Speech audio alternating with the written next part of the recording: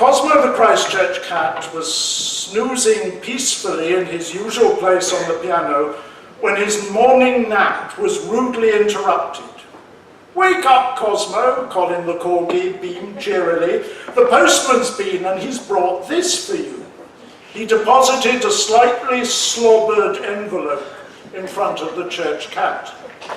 Ever since he completed the University of Wales Trinity St David Diploma in Digicat Communications, Cosmo had developed a shamefully dismissive attitude towards the Royal Mail. "Probably just junk," he yawned. "Certainly not worth waking up for." "It looks really important," Colin urged. "It's got DAFDO in big letters on the envelope.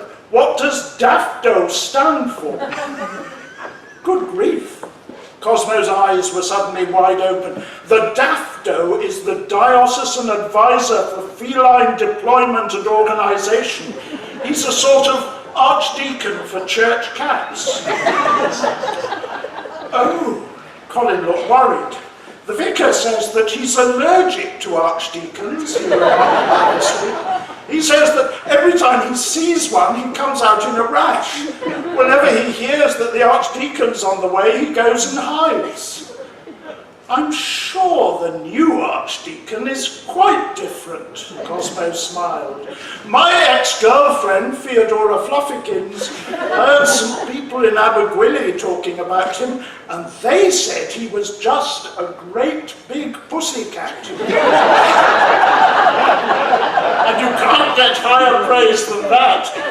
The DAFDO isn't too bad either. Colin felt curious. Let's see what he has to say then. Cosmo ripped the envelope open with one of his claws and drew out the letter, which was imprinted on rather impressive cream paper. He read out its contents. "Dear Cosmo, this is to inform you that from next September, Christchurch will be part of a larger mousing area, or LMA. You will cease to be a church cat, and you will be redesignated as an ALMAC, Associate Local Ministry Area Cat, as part of a team that will cover the area. The LMA will consist of Christchurch, St Peter's, St John's, Abergwili, Capel Gros, Llangyno, Llanbimsaint, Bromwydd, Llanhawddog, Cynwyl Elfed, Cwmdiad and Newchurch." "Gosh," said Colin. "Oh, it's been on the cards for ages," the church cat commented knowingly. "And it certainly has possibilities. Think of the variety of mice that will be available. Mature, well-fed mice in St Peter's.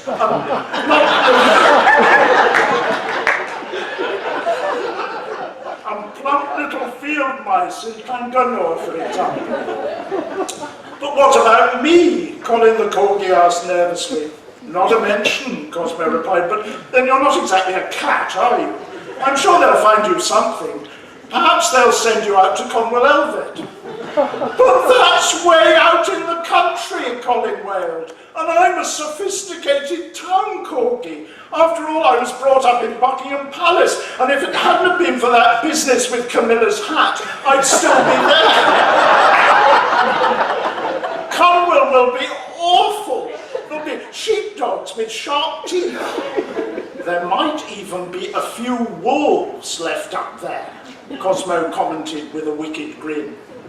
"Cosmo," a familiar voice said sternly, "stop teasing Colin." The church cat spun round, and there was the patron saint standing in front of the altar. Good morning." Cosmo was never quite sure how to address St David. Dewi or Die seemed a bit too familiar, while Your Holiness or Your Saintliness would be distinctly over the top. So he compromised by not calling the saint anything at all. "It's not just church cats who are going to be part of LMAs," St David said. "Your vicar's going to be part of one too." "But that's absurd," Cosmo protested. "He doesn't even like mice. I gave him a large, juicy specimen for his birthday a few years ago, and he said, "Ugh," and nearly fainted. He'd be a complete waste of space in a larger mousing area. As far as people are concerned, St. David said, an LMA is a local ministry area. That's a bit dull. Cosmo looked unimpressed. Dull but descriptive, St. David smiled. In my day, we called it a class, a team of people, clergy and lay, men and women, working together to build up communities of loving kindness, expressions of the kingdom of heaven, here in the heart of West Wales.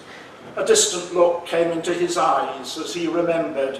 When Taylor, Padan and I went on pilgrimage to Jerusalem, we stopped off on the way at a place called Gaza. There was a wonderful man there named Dorotheus, someone who shone with God's love. And he told us that a Christian community, like the members of our class, should be like the spokes of a wheel with God at the center.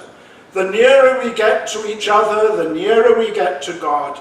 And the nearer we get to God, the nearer we get to each other.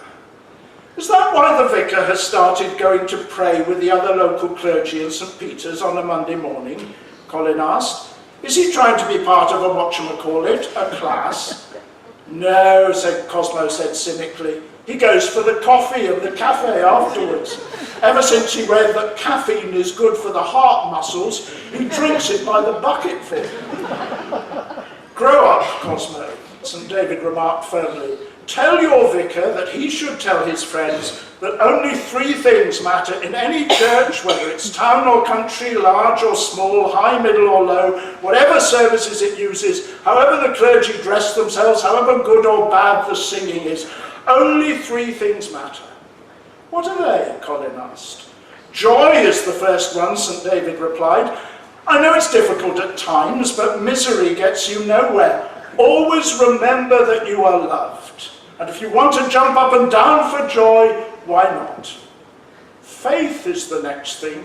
Trust in God and keep on trusting, even though you find yourself shouting at him sometimes. And in the darkest times, you'll find Christ's wounded hand reaching out to grasp yours. And then there are the pethau bychain, the little things, the small acts of loving kindness that often turn out to be the greatest things of all, that sometimes transform other people's lives without our being aware of it.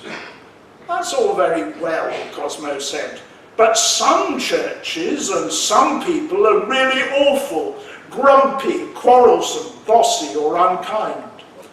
Well, none of us perfect, St. David gave Cosmo a telling look.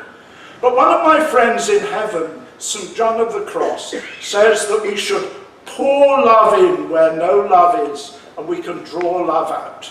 It's worth a try. And now I better be going. Pass on my message to your vicar, and give him my love and blessing.